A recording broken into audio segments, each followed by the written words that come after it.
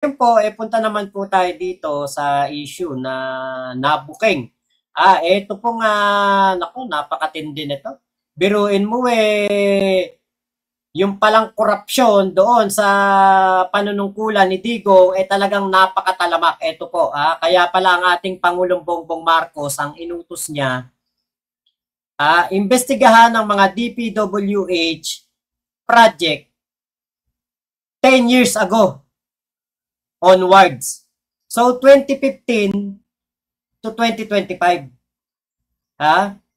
Ito na. Kailangan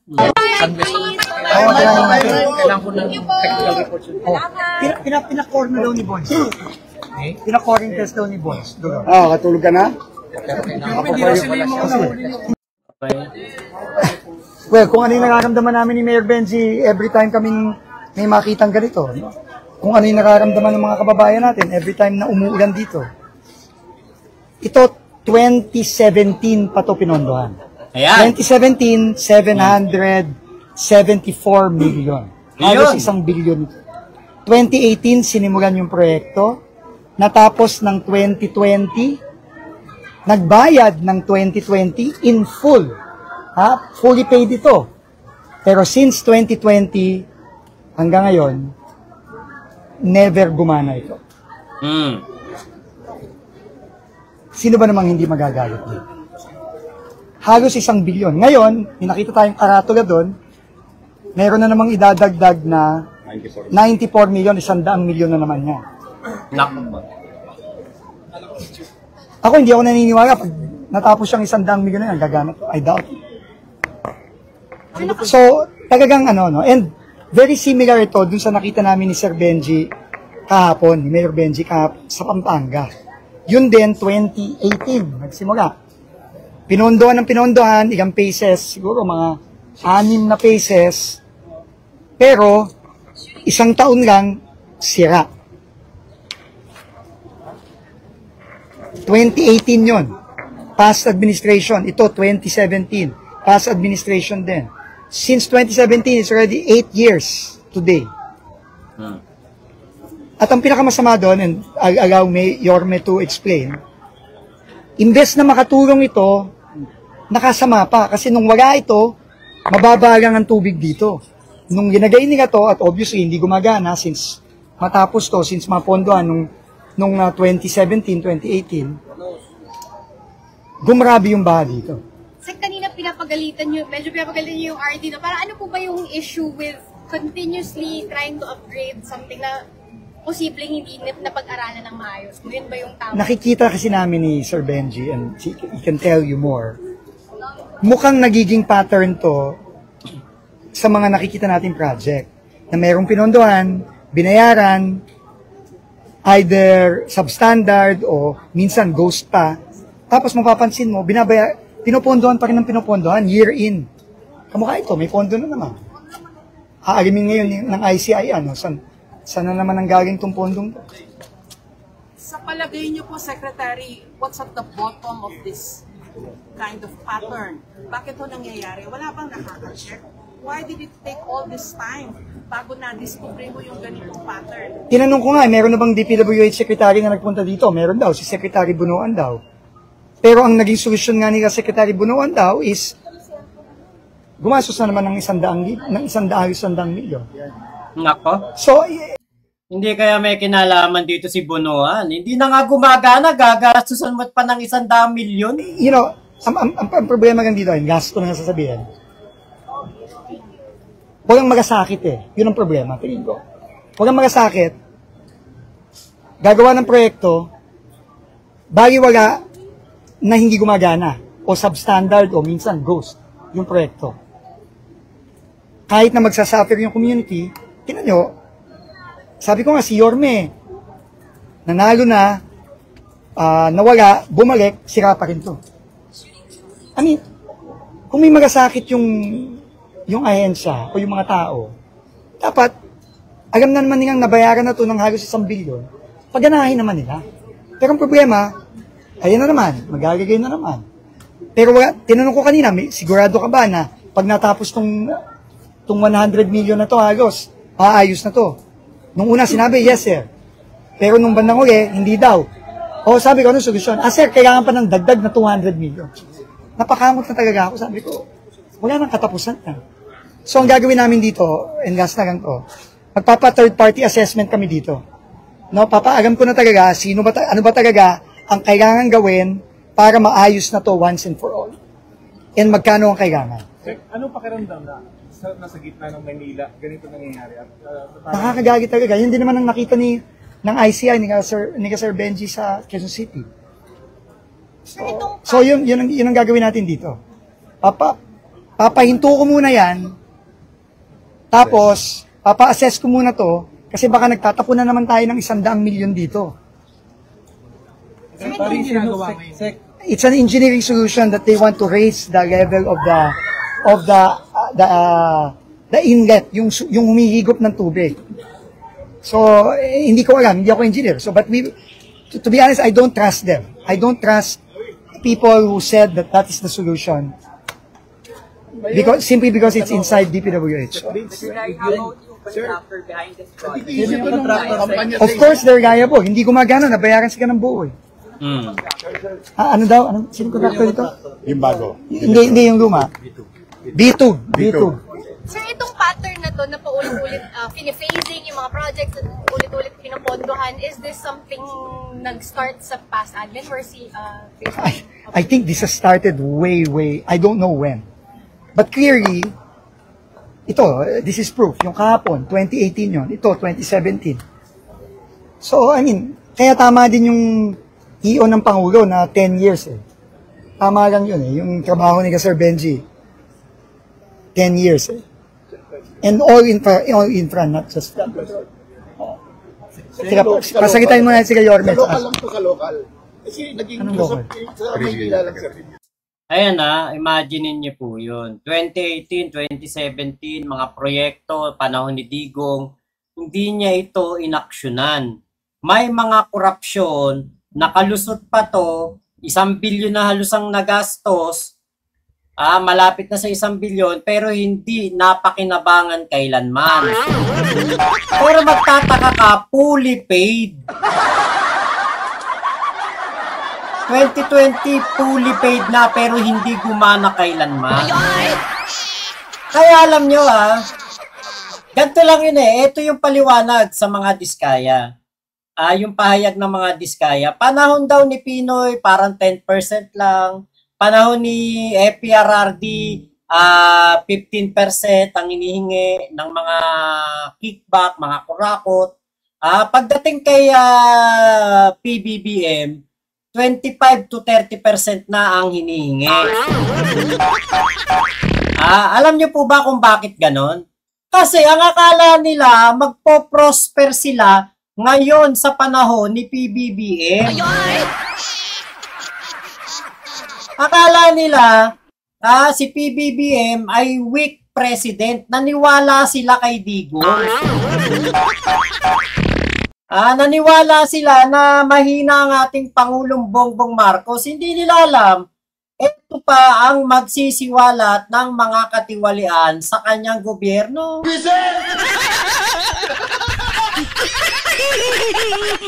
Diba kaya Kuya Makuan, kung ganito man po, na meron pong mabuking 2017, 2018, meron ng mga katarantaduhan na ginagawa itong mga taga-DPWH kasi nga namihasa sila.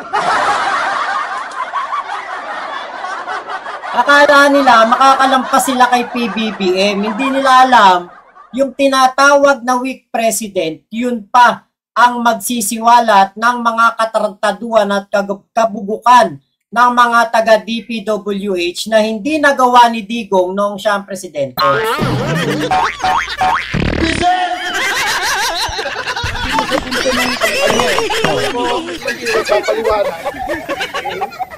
Okay naman daw to, medyo sirado ng konti. Anong sira ng konti? Hindi nga gumana. Hindi nga gumagana to since natapos Na-downplay lang yung issue na to, sir. Hindi ko alam. Mayor, ano sa tayo? Well, this is the greatest scandal of District 2, Manila. Hindi ba tayo nahihiya sa mga taga-sunog apog? Ulitin natin. You go around, you ask the people around. nung wala tong pumping station na to, manageable lang tubig dito. Kasi katabi namin ang ilog. Until mag-overflow ang ilog, saka lang kami makakatikim ng baha. In the absence of overflow, normal lang buhay namin. Nung nagkaroon ng pumping station, supposed to be flood control, it became flood uncontrolled. Ang Sunog Apog. Ito yung unang-una. Ewan ko, you were there, all of you, during the height of ano. Ito yung unang nakita na problema. So, I think this is never can-ordinate. And I'm gonna tell you straight, huwag na kayo lumayo. O, tingnan ninyo. Walang kuryente. Walang kuryente. Walang permit. Kasi walang building permit. Pag walang building permit, hindi yan bibigyan ng Meralco na pa-power up. So, napapansin yan nila Mayor Magalong, na pinupuntahan nila sa ibang lugar, ni Secretary Vince. So, hindi lang yan nangyayari sa probinsya, pati dito sa Metro Manila. And ito, isa to sa pinakamalaking iskandalo ng Maynila. Itong distrikto ng Manila. Sino pong kongresista mo or sino bang nag-congress at that time? Ngayon, At that time po? dalawa yan. Noong una, Lopez. After ng Lopez, Roland Lopez. Valeriano na hanggang ngayon. So, the remainders of the 8 years from, kailan ba election? 19. Oh, 19. Oh, 3 years. Oh, the 22, 25, 3 years. 6 years. Oh, 6 years. Oh, ngayon, 25, 28. Ayun, yung kasalukuyang congressman dito. I mean, I'm not saying he's at fault. But as far as the pattern is concerned, with regard to congressional insertion, discretion, and lobbying or pooling resources from the respective district out of the NEP, out of the GAA, is congressman ang gumagawa. Maliwanag naman na yun eh. I mean, by this time, wala naman nang makakatanggi ron. But setting aside that, yun yung point ni Secretary na baka naman kung po pwede, once and for all, magkonsulta kayo sa third party, patakbuhin nyo to, at kung po pwede, huwag na kayo mag-phase 1, phase 2. Ang dami ng phase, ang kakapala ng mga mukha ng mga kumita rito eh. Let's address the problem because the people of Sunog Apog is paying the price. Tomorrow, we're gonna suffer again because there is an possible typhoon. And the day after that, maybe a week after that, there is another one in town. So, sa akin, ako, pinakikisuyo kila Sec Vince at sa DPWH family na kung po pwede, sabihin na yung solusyon kay Secretary, magkano kakailanganin kaysa ataduhin nyo ng ataduhin, 94 ng 94, wala namang mangyayari. So once and for all, umaapila naman kami bilang lokal na pamahalaan sa national government. Mayor, yung kawalan ng Ayan, imagine niyo yun. 2017, 2018 natapos. Hindi napakinabangan pero fully paid. Diba pag hindi umaandar, dapat hindi binabayaran. Kasi nung panahon ni Digong, diyan naging talamak ang korupsyon. Kaya nga po, ang ginawa ng ating Pangulong Bongbong Marcos, ibinuking niya na to. Bakit? Kasi kapag ito po'y nagpatuloy at magkakaroon po ng mga matitinding pagbaha, sa kanya na naman isisisi. Diba lagi naman ganon? Kada may baha, kada may bagyo, kada may malakas ang ulan. Laging sinisisi kay PBBM. Yun pala ang ugat ng korupsyon sa DPWH ay noon pang panahon ni Digong.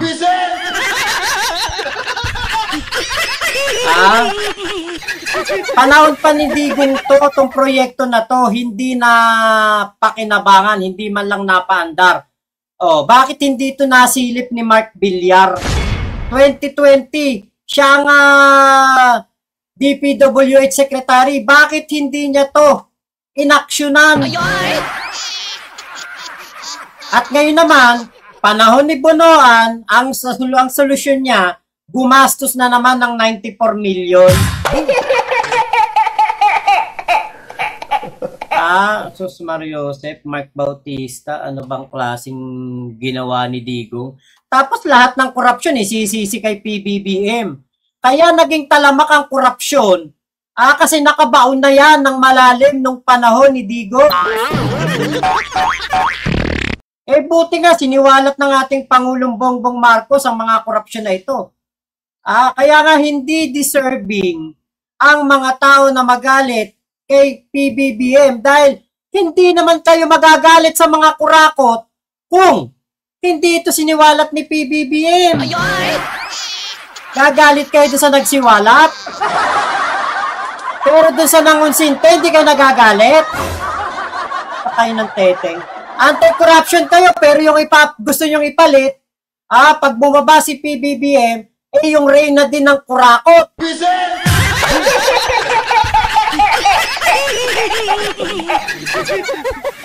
Ate Mary Jane De Beira, tama at malamang pati bilyong pondo ng bayan sa kanya isisi at hanapin. Tama. Diba, Ate Rosoy Matthew, ayan, Michael Pangan, at Mark Bautista, kapabayan pa rin yan ni Valeriano kay Lopez pa sinisisi.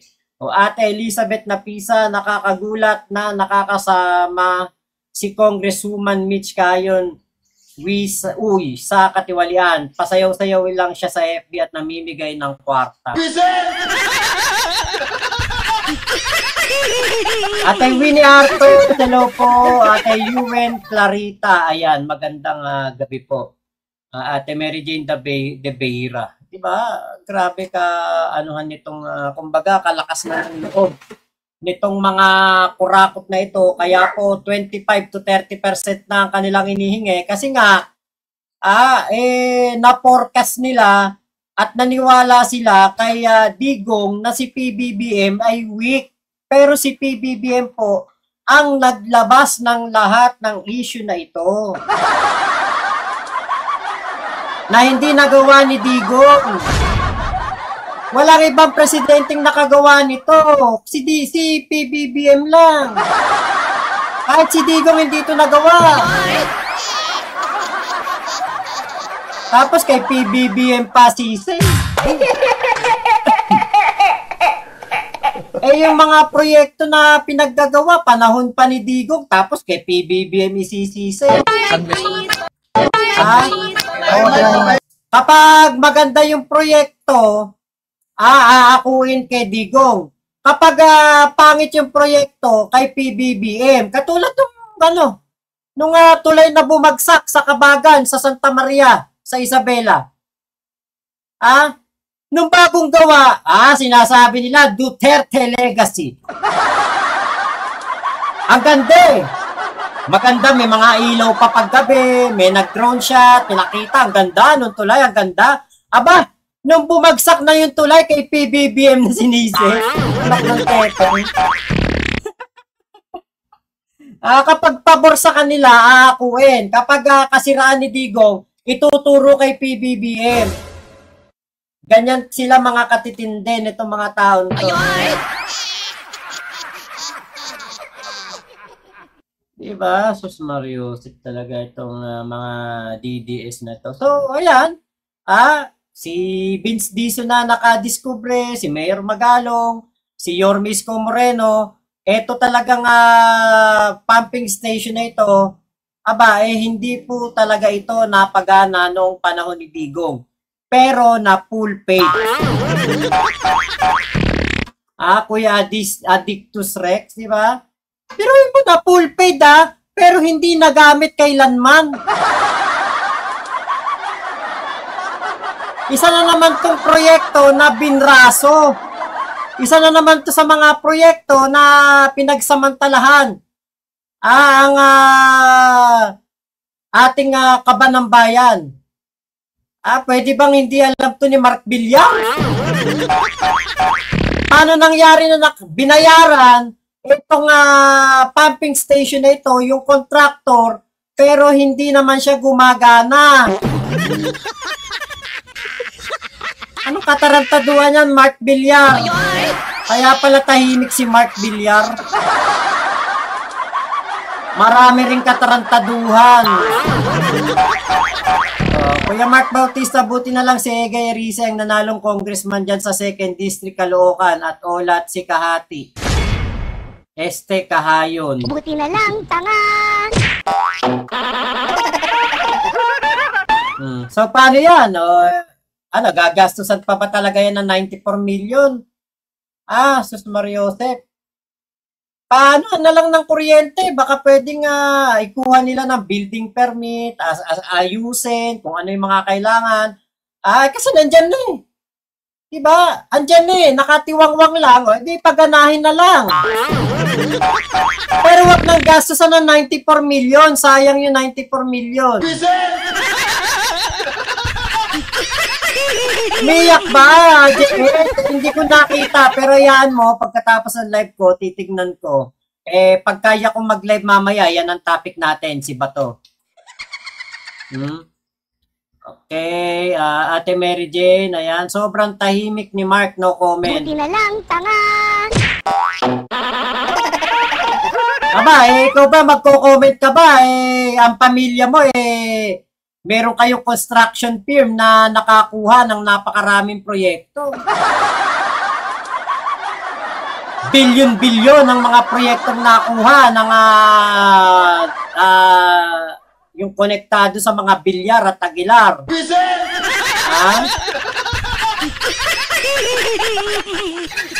Kaya ano natin to, bantayan natin to, tignan natin kung ano ang mga magiging solusyon para itong pumping station na dinalaw nila Yorme ay mapakinabangan naman kada merong malakas na ulan.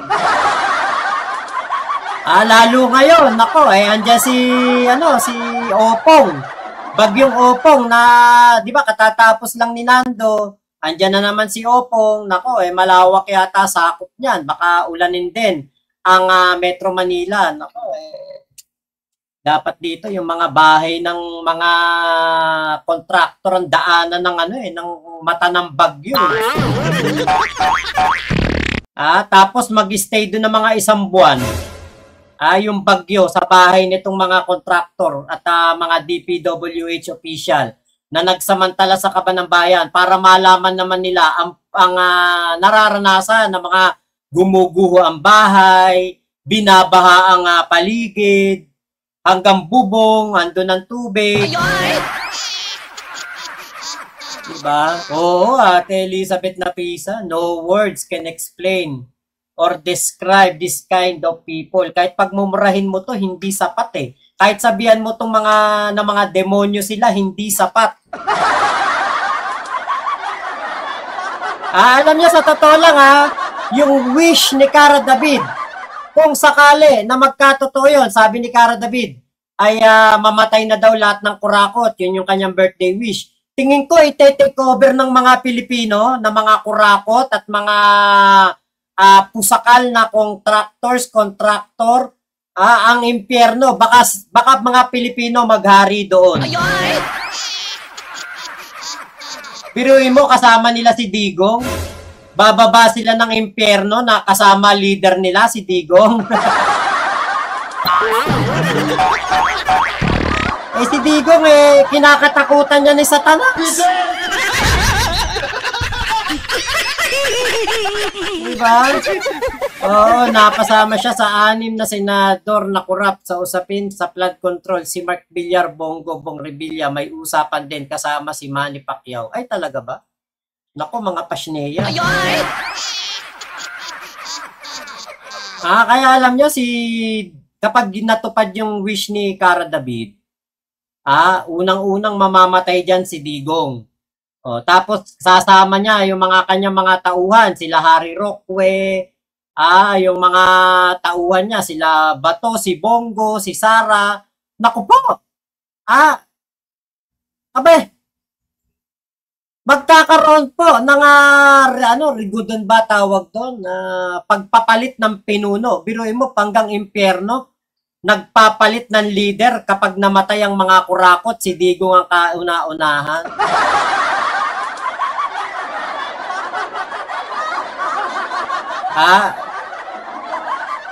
Hindi na kailangan magbotohan. majority wins. Hindi na eh. Bakit? Eh, putya, kasama nila yung pinaka-demonyo. Digong. Ayun o, need flood control sa impyerno. Kasi bumabaha ng apoy dun eh. Diba, Mary Jane de Vera, Kuya Addictus Rex, ayan, J8, dagdag kay Digong ang sentensya. Ate Winnie Artos, ayan, thank you Ate Elizabeth Napisa, ayan. So ako po yung magpapaalam na dito sa ating vlog na ito. Salamat po sa pagsama nyo sa live ko. At ganyan talaga kapag isang araw ka lang na hindi makapag-upload, makapag-live, naku po, eh talagang merong parusa sa'yo. Babawi tayo bago itong ano na to, babawi po tayo. Maraming salamat po sa inyong lahat. Thank you po sa pagsama nyo sa live ko na